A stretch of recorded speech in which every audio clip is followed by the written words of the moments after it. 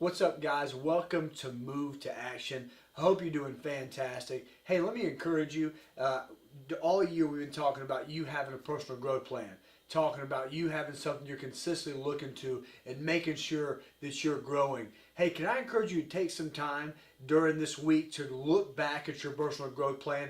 Are you taking time to making sure you're on track? Maybe there's some things you've let fall, maybe some things you're not doing, and you're not looking back at it because you're scared or you feel bad. Hey, that's a lie from the enemy. I want you to look back at it. I want you to see, what did you say that you're going to do? What did you make a promise yourself you're going to do, and fight for it and do it. We continue to do stuff even when it's not easy, even when we mess up. We're rapid repenters.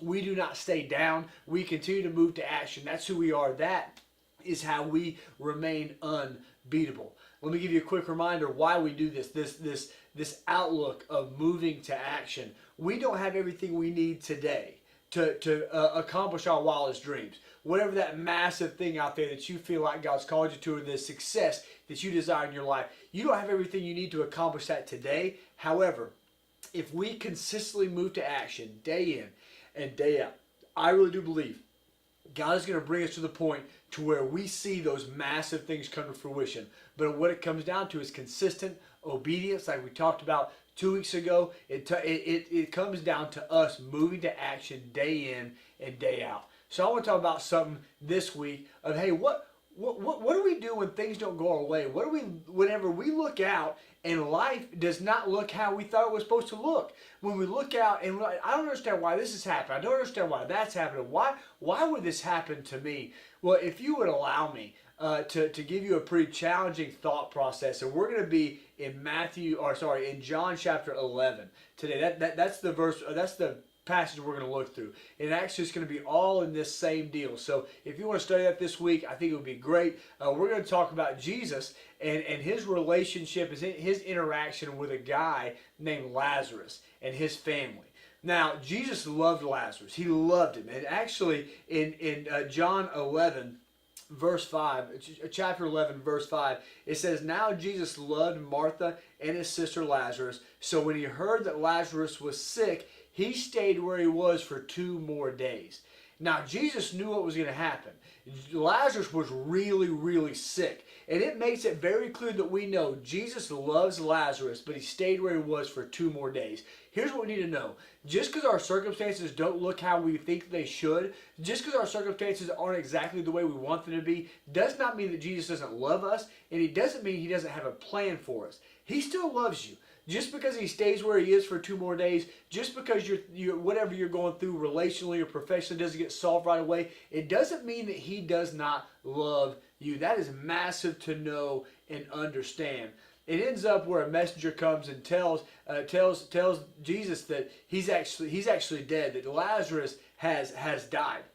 And so he's talking to the disciples, and he tells the disciples, hey, we need to go to Lazarus because he has fallen asleep, is what Jesus says, right? And actually, I want to just read this to you so you get it verbatim. Again, read the whole chapter. But in John 11, 14, it says, "So he told them plainly," because they were like, well, if he's asleep, why do you have to go? Yada, yada, yada. And he says, "So he told them plainly, Lazarus is dead. And for your sake, I'm glad I was not there, that you may believe. But let us go to him." He said, because Jesus knew he stayed where he was for 2 more days. And he tells the disciples, I'm glad for your sake that Lazarus died. He loved Lazarus. So we're going to see in one more passage, he cared deeply for Lazarus. Yet in this sentence he says, I'm glad that Lazarus died so that you guys can actually get a taste of faith. Listen, guys, this is so hard. It's hard for me. There's things that are more important than us being comfortable.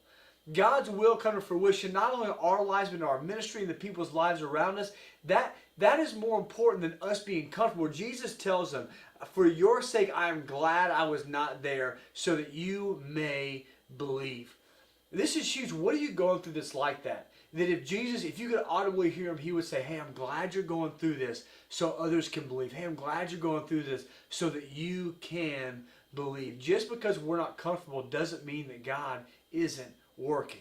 The last thing I want us to see in this passage, when Jesus actually gets to them, right? And Lazarus had 2 sisters. Mary and Martha. But in John 11, I'm going to start in verse 33. It says this: when Jesus saw her weeping, and the Jews who had come along with her also weeping, he was deeply moved in spirit. Jesus was deeply moved in spirit and troubled. Where have you laid him? He asked. Come and see, Lord, they replied. Jesus wept. Jesus wept. And then he answered, and then they answered, see how he loved them. But some of them said, could he who not opened the eyes of the blind not kept this man from dying?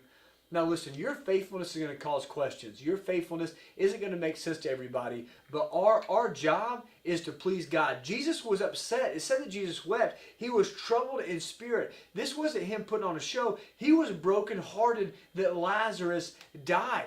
I just love us seeing the inner, and not love it as in like it's good. I think it's just helpful for us to see the inner turmoil that Jesus went through. He loved Lazarus, but he was going to be faithful. And as you go on in there, God takes that faithfulness and makes it fruitful when he brings Lazarus back to life. The things you're going through, they're not unintentional. The things you're going through, God has a plan for. So I need you to look at the things that make you uncomfortable. I need you to look at the things in your life that don't make sense. Maybe they're relationships that walked out on you. Maybe it's a job situation. I don't know what it is, but I need you to look at it. And I need you to claim that even though you're not comfortable, it doesn't mean that God isn't present. It doesn't mean that Jesus isn't working through that situation. And let me encourage you, as always, the move to action step, find those things and make a vow to yourself, to God, and then the accountability partner that you are going to fight, that you're going to pursue, and you're going to be faithful and let God make it exponentially fruitful in a way that you didn't think was possible. So tell somebody, put power to the plan. I love you so much. Hey, can I encourage you to share this with somebody, tag somebody, invite somebody else to this ministry, this life, this walk called Move to Action. I love you so much, and I'll see you next week.